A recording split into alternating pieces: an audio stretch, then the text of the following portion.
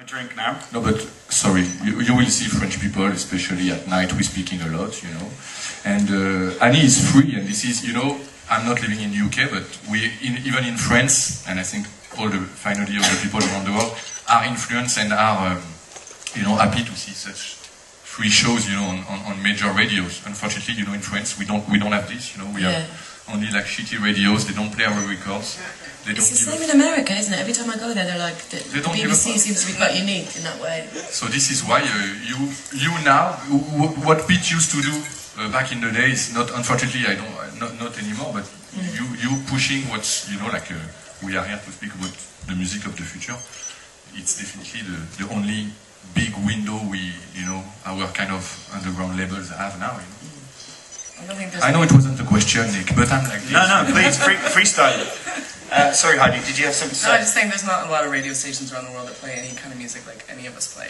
Like, I mean, I think all of us pretty much play quite as, you know, altogether, quite underground music. And, I mean, same thing, like, no matter where I go, anywhere in the world, wherever I play, people are like, you cannot listen to this music anywhere on the radio at all. So people, like, always go online to find it. So it's a bit of a shame, really, but it's really nice that we get a chance to do that. So. Do you think it matters less now because of the internet and the fact that people really want to seek out a certain style of music? I think a lot of people listen to podcasts and, like, you know, like SoundCloud and things like that. People, like, I mean, I must get sent probably 5-6 mixes a day from just people, like, around the world. They're like, this is my mix on SoundCloud, and it's like, you know, you can listen to music, like, people's podcasts and mixes anywhere. I mean, I don't know, it's weird. I don't know if people, I mean, I think in the UK, people really listen to the radio, like, actually in their cars or in their houses. But I don't know if people really listen to the radio as much anywhere else, as far as I don't know. Maybe in America, I mean, they do. In Canada, it's something, but it was not dance music. It's not underground dance music. You can never hear it on the radio.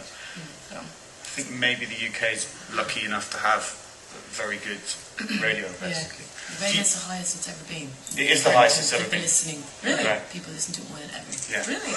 A lot of that's because of is that because, does that podcasting figures as well, or is that kind of live? I think listening again is amazing. Right, It means it just gives people access to being, you know, you don't have to listen to it any time. It's wicked. No, but let's ask the people who's listening to radio here, you know. Yeah. Okay, so you are the Not ones. now, I hope. You are the ones. Yeah. See, because it's interesting, because you would think that with more specialist music shows available, you know, online, that if you run a specialist radio show that's broadcast, you would think that the figures for that were going to reduce. I think that's why music breaks. Like, I mean, certain types of genres are pretty much created in England because it breaks on Radio 1 a lot of the times, you know, like things like dubstep or even like, you know, Ed Banger Records and things like that. It was like pretty much probably played on Radio 1 by somebody at some point, and then all of a sudden you guys go over there to play a gig and there's like 4,000 people there, and it's like, that's I think one of the reasons why it happens, because it gets played to like millions of people on the radio that would normally never pick it up in a record store and buy it. You know, they heard it on the radio and they're like, oh, okay, I know these people, I'm gonna go check it out. So I think it definitely helps, for sure. It helps a lot of artists in the UK. Actually, Skream, how do you think all of this applies to the dubstep scene? I mean, was it you know, when it broke and developed, was it a big radio thing, or? No. It was Radio 1, give it to the masses. Yeah. Like, it was bubbling underneath, like, sort of London for almost 7 years before. Yeah. Like, it was the big dubstep wars, which was on Mary and Hobbs' show, which after that, like, all the club nights were just ram.